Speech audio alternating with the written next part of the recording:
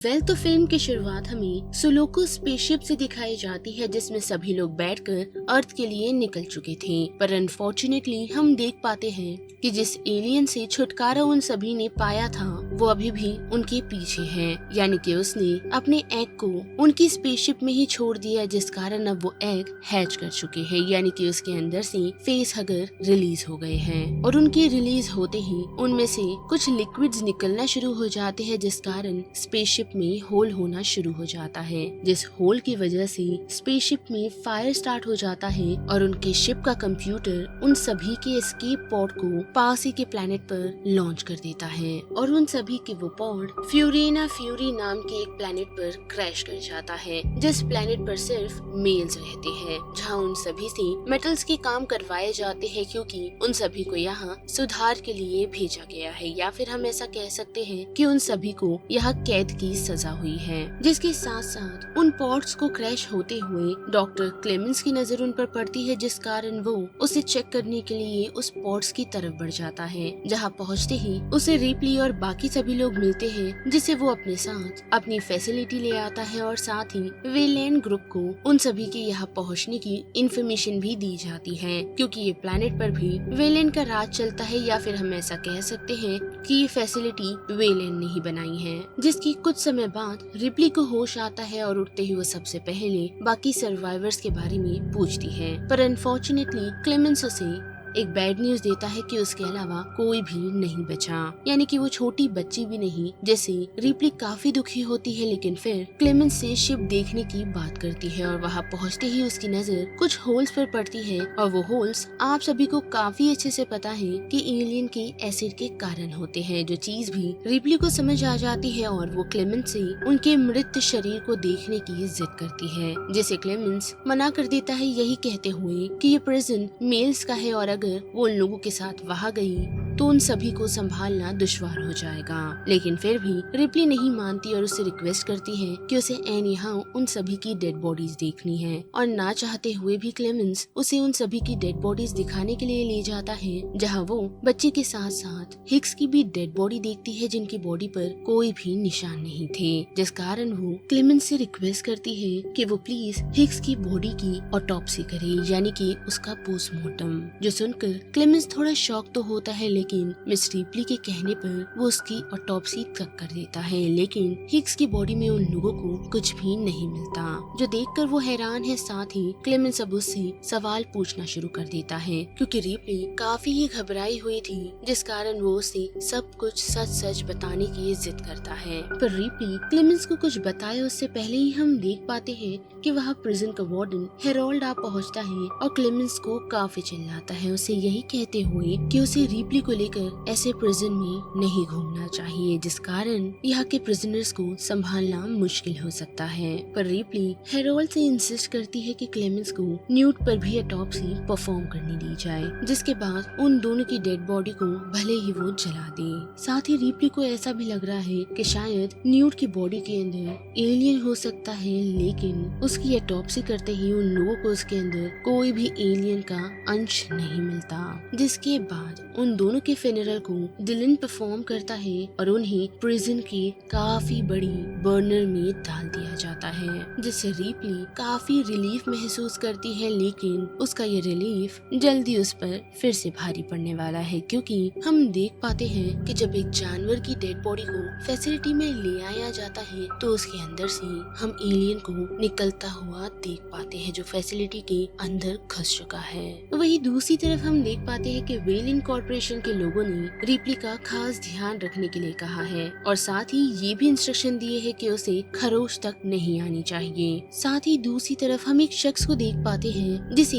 नीचे की तरफ से कुछ आवाज आने लगती है, जिसे वो चेक करता है और उसे ऐसा लगता है कि वहाँ कोई इंसान मौजूद है, जिसे बचाने के लिए वो हाथ तो देता है, लेकिन हम देख पाते हैं कि वो कोई इंसान नहीं बल्कि जेनोमॉर्फ है, जो उस पर अटैक करने की कोशिश करता है, पर वो शख्स उससे बच निकलने में कामयाब होता है, लेकिन वहाँ से जिंदा नहीं जा पाता, क्योंकि उसका पैर स्लिप हो जाता है और काफी बड़े फैन के कारण उसकी मौत हो जाती है। और उस शख्स की डेड बॉडी को चेक करने के लिए क्लेमेंस पहुंचता है, जिसे वहाँ अजीब सा एसिड मिलता है जो उसे रिप्ली की स्पेसशिप में भी मिला था और साथ ही डेड बॉडीज पर भी, जिस कारण वो रिप्ली से बातचीत करने के लिए पहुंचता है और उसे सब कुछ सच सच जानने की कोशिश करता है। पर रिप्ली उसे यही कहती है कि अगर उसने उससे कुछ कहा तो वो उसकी बातों पर भरोसा नहीं करेगा, जिस कारण वो उससे एक रिक्वेस्ट करती है कि वो उसे एक पीसी ला करके दे ताकि उसकी मदद से वो उनके स्पेसशिप की रिकॉर्डिंग्स को चेक कर सके। पर क्लेमेंस उसे बताता है कि ऐसी कोई भी चीज इस फैसिलिटी में मौजूद नहीं, जिस कारण वो क्लेमेंस से बिशप के बारे में पूछती है ताकि वो ये पता लगा सके कि क्या कोई जेनोमॉर्फ उन लोगों के साथ इस प्लेनेट पर आया है या नहीं, जिस वजह से क्लेमेंस उसे बिशप के बारे में बताता है जिसे उन लोगों ने गराज में डंप कर दिया है, जिस कारण रिप्ली उस डैमेज बिशप को ढूंढते हुए प्रिजन की गराज में आ पहुंचती है, जहां ऑलमोस्ट 4 लोग उसके साथ जबरदस्ती करने की कोशिश करते हैं, लेकिन डिलन नाम का एक शख्स उसे बचाने में कामयाब होता है और वो 4 लोग वहां से अपने अपने कामों पर निकल जाते हैं। जिसके बाद रिप्ली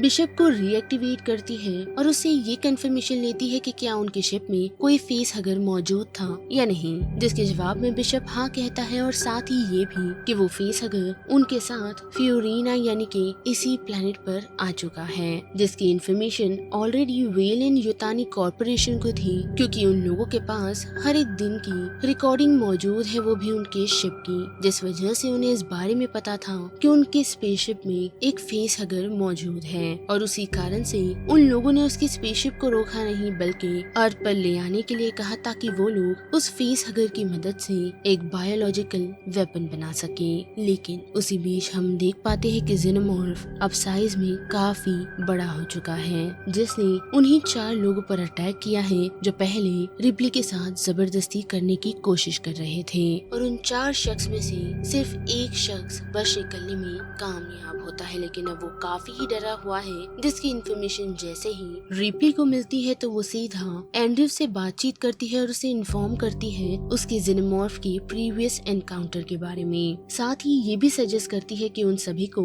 एक साथ मिलकर उसे ढूंढना होगा और उसे एक साथ ही वो लोग खत्म कर सकते हैं। पर एंड्रयू रिप्ली को बताता है कि उन लोगों के पास कोई भी हथियार मौजूद नहीं, जो सुनकर वो काफी हैरान है और साथ ही एंड्रयू को उसकी बातों पर भरोसा नहीं, जिस कारण निराश होकर वो मेडिकल रूम में आ पहुंचती है, जहां उसकी मुलाकात क्लेमेंस से होती है और साथ ही हम नोटिस कर पाते हैं कि रिप्ली की तबीयत कुछ ठीक नहीं, जिसे क्लेमेंस चेक कर ही रहा होता है तो उतनी ही देर में हम देख पाते हैं कि वो एलियन यानी कि जेनोमॉर्फ उन लोगों पर अटैक कर क्लेमेंस की जान ले लेता है। साथ ही रिप्ली की तरफ भी बढ़ता है उसे मारने के लिए, लेकिन उसे देखकर वो उसे जिंदा छोड़ वहाँ से चला जाता है, जो चीज रिप्ली के लिए काफी ही अजीब है। पर वो जरा भी टाइम वेस्ट ना करती हुई सीधा कैफेटेरिया में दौड़ती है और सभी लोगों को उस एलियन के बारे में बताती है, लेकिन एंड्रयू उसकी बातों को नहीं सुनता और अपने एक शख्स से उसे वापस मेडिकल रूम ले जाने के लिए कहता है। पर उसी दौरान हम देख पाते हैं कि कैफेटेरिया में सभी लोगों के सामने वार्डन को वो एलियन वेंट में खींचते हुए उसकी जान ले लेता है, जिस कारण सभी लोगों को रिप्ली पर भरोसा हो जाता है और वो लोग उसके साथ उस एलियन को खत्म करने का डिसीजन बनाते हैं। लेकिन अनफॉर्चुनेटली उन लोगों के पास वेपन्स नहीं, जिस कारण वो सभी वेंटिलेशन सिस्टम में कुछ फ्लेमेबल टॉक्सिक वेस्ट को डाल देंगे और उस एलियन को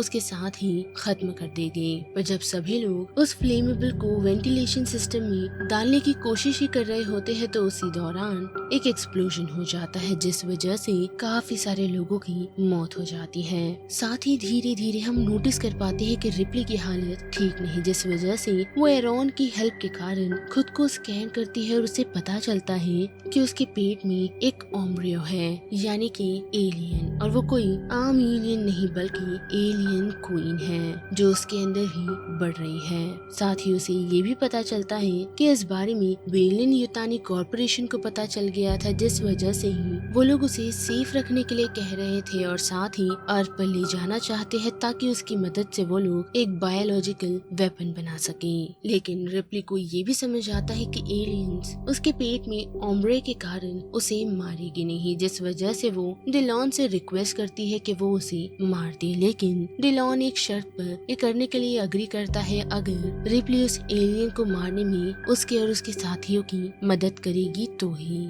जिस कारण रिप्ली हाँ कह देती है और वो सभी एक प्लान बनाते हैं, वो भी एलियन को फंसाने का, ताकि वो लोग उसे फंसाते हुए मोल्डिंग फैसिलिटी में ले जाएं, जहां वो लोग उसे ट्रैप कर देंगे और उसकी मदद से काफी सारे खौलते हुए लोहे को उस एलियन के ऊपर डाल देंगे ताकि वो खत्म हो जाए। जिसके बाद वो लोग अपने प्लान को एग्जीक्यूट करना शुरू करते हैं, लेकिन उस बेट और चेजिंग प्लान में काफी सारे प्रिजनर्स की मौत हो जाती है, यानी कि जो बचे हुए प्रिजनर्स थे वो ऑलमोस्ट खत्म हो चुके हैं और अब बचते हैं सिर्फ डिलॉन, मॉर्स और रिप्ली। जिस कारण डिलॉन खुद को सेक्रीफाइस करने का डिसीजन बनाता है और उस एलियन को उसी प्रॉपर पोजीशन में ले आता है जहां वो सभी उस मोल्ड को उस पर गिरा सके। और हम देख पाते हैं कि मॉर्स उस पर उस खोलते हुए लोहे को डालने में कामयाब होता है, जैसे रिप्ली भी बच निकली है और उन दोनों को अब ऐसा लगता है कि एलियन खत्म हो चुका है। लेकिन कुछ ही समय में हम देख पाते हैं कि वो एलियन उस खोलते हुए लोहे से